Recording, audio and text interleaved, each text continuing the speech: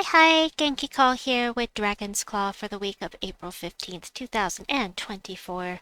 Starting with the lore so you can skip over it if you want to. La la la.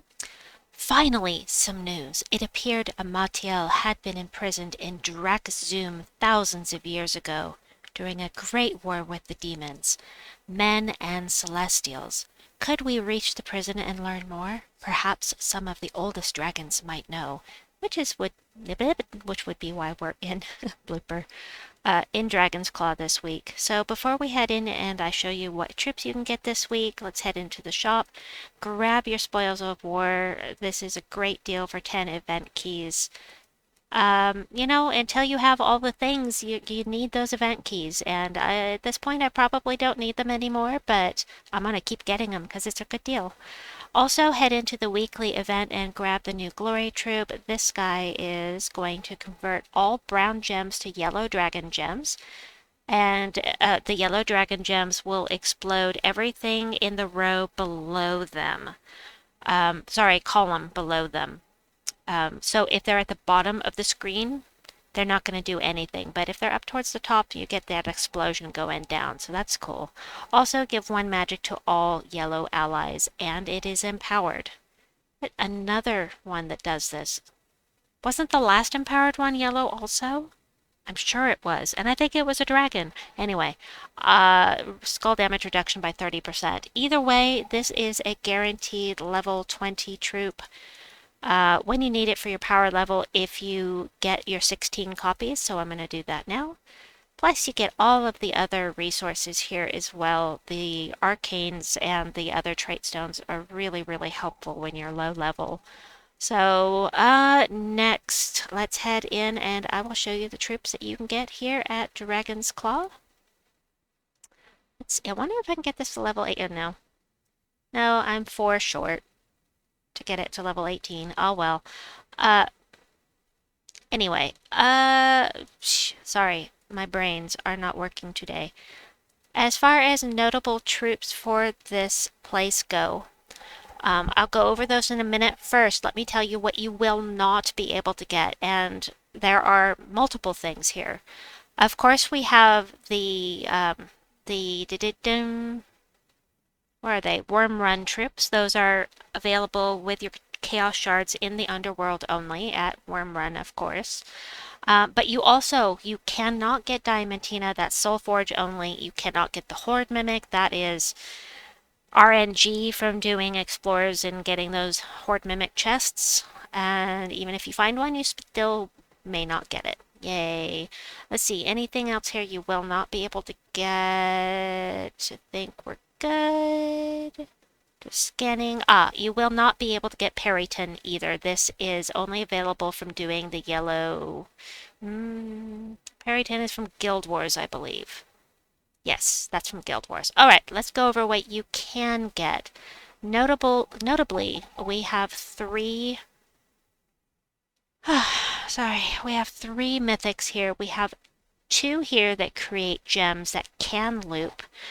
So we've got El Magram who creates purple. He's going to do damage to all enemies, create 9 purple gems boosted by burning enemies. So any burning enemy you have is going to add +1 purple gem. Then he's got some immunities and he decreases all enemies attack by 4 on 4+ gem matches. Ishtara creates yellow and also does damage to all enemies. This one also creates 9 gems of the color. This is yellow, as I said, and is boosted by blessed allies, and it's exactly the same. It's a 1-to-1 ratio. Skull damage reduction by 40% and a 50% chance to bless a random ally when the turn begins. Just for this third trait, I would say that Ishtara is more useful than El Magram. However, if you have El Magram on the right team with a heavily purple team, he loops really nicely. So, a lot of people will disagree with me. I like both of these mythics. I don't love them. I don't use them a lot, but if you get one of these, I would not be sad. Well, any mythic really. Sorry, Tiamata. Deal damage to all enemies once again, then create 3 4x wild cards, which can cause you to loop, but more often than not, it's going to backfire on you. even in a delve environment, it just seems like this troop is not powerful enough, but I haven't given it many chances. Sorry. It has a 25% chance to create a 2x wild card gem every time you match 4+ gems, gain 10 life when an enemy casts a spell, and skull damage reduction by 30%. It's alright. It's okay. Now, I do love Divinia. Divinia is still one of my favorite healers in the game. Explode all red gems, cleanse all allies, and give all allies your magic +1. And also cause a random positive status effect on a random ally on 4+ gem matches. She's just a really, really solid troop. The 15 mana cost is a little high, but then we have Essentia, who is absolutely 100% useless. Okay, maybe not 100%, 95% useless, except for her third trait, which will give all dragon allies a 50% mana start. Now, she does summon a light storm at the start of battle, which may or may not be helpful, but the 50% mana start is great, just, you know, yeah, her spell is not good. I don't like her spell at all. Matron Dragatani is a nuisance to fight. Spell damage reduction by 75%.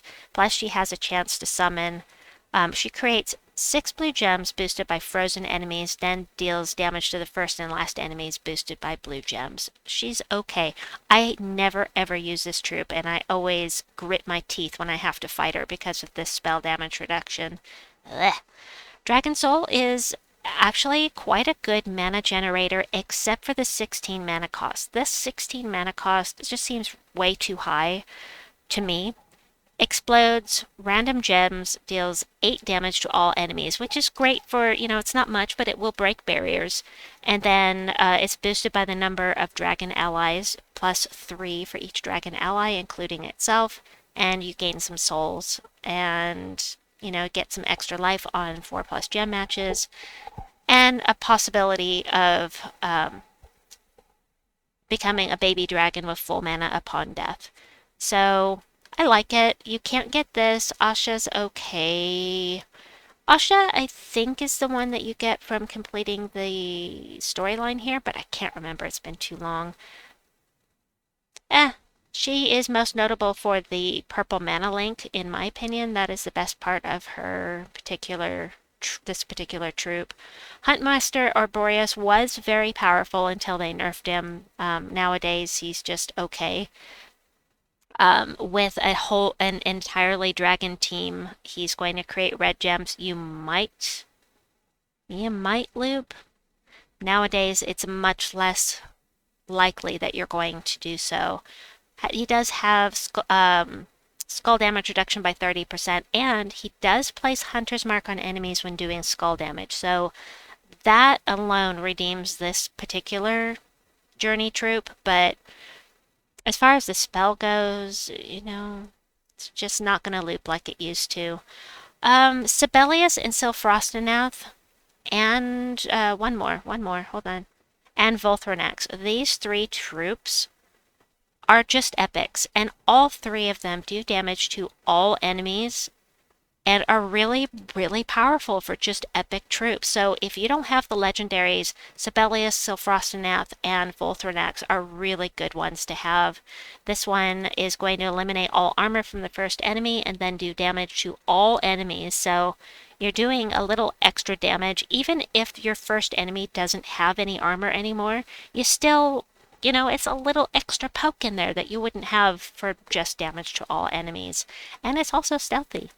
Silfrostanath is going to do damage to all enemies, like I said. It's going to freeze some random enemies, skull damage reduction, immunity to Frozen himself.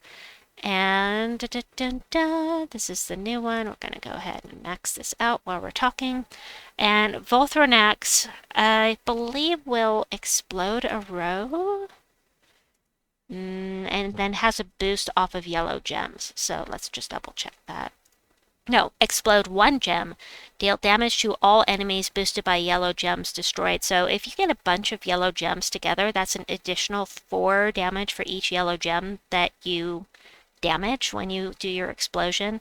And that actually can add up quite a bit and make it bit more powerful. And it's got the traits 30% skull damage reduction, and I don't remember this guy. Splash damage, that's why. I like splash damage, but I don't like splash damage. This is the one I was thinking of. Okay, so this one is all brown gems to yellow dragon gems and is empowered, and then Veneratus converts all red gems to yellow dragon gems and is empowered. So, yeah, that's really weird. Brown or yellow. And they both use blue. How weird. Alright, Egg Thief. I do like using Egg Thief on my... Well, I did like using Egg Thief on my gold farming team. She's really good to use because you just keep destroying the board. Every time you gain gold, you're destroying more and more of the board, and you have a summons to keep your team going. I will see if I can link that in at the end. If I remember, I will link in that team for gold farming with her. It's an autoplay thing, so you can just set it and forget it, come back and reset it whenever you're ready.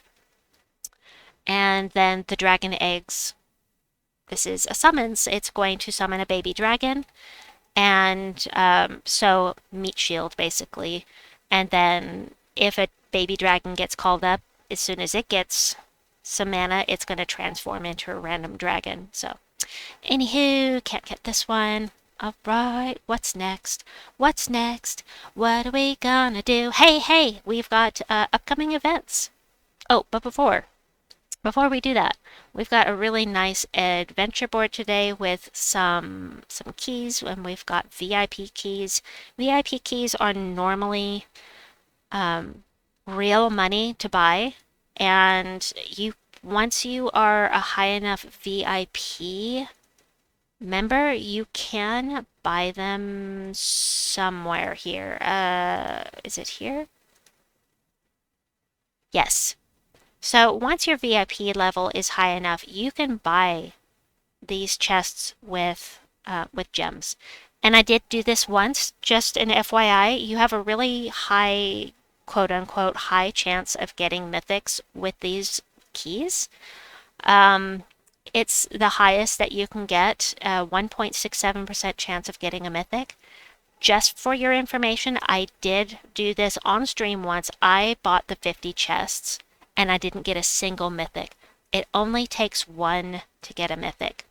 But look, I didn't even get a legendary out of that. I'll use the other one. Just, you see? But you can get them, just don't spend real money on these things. But if they're free, grab them. Every time you can see them for free, absolutely grab them. Next up, let's see. We do have the Tower of Doom this week. We have the Yellow Tower of Doom. Just a reminder, because I'm not going to be able to do my Tower of Doom video this evening, well, you know, it's 2 o'clock in the morning here, but I'm not going to be able to do it until after I get some sleep. I do want to remind you that you must have the new weapon, the Doomed Spear, with you if you're going to get double points. You only have to use this in the boss rooms, but personally, I can't remember to switch it back and forth. It's a pain in the rump. I don't like it. So just take it with you and make sure that you use it one way or another in those boss rooms so that you can get double the score, because otherwise it's going to be really difficult to get all of the reward tiers for your guild. Okay. And also check the comments down below. I have a link to my forum where I have the teams that I have put together so far for the Tower of Doom, so you can get a head start on that while you're waiting on me. Next up this week, Tuesday, Faction Assault Worm Run. On Wednesday, this is the wrong one, but on Wednesday we have the Wormling. On Thursday we have Dragon Guard class trial. And this weekend we have the Vault. So, Vault weekend again. Hopefully I'll be able to stream it this time. So, anyway, hopefully I haven't forgotten anything. I hope you have a wonderful day or night wherever you may be. Please like and subscribe, and we'll see you soon. Bye-bye!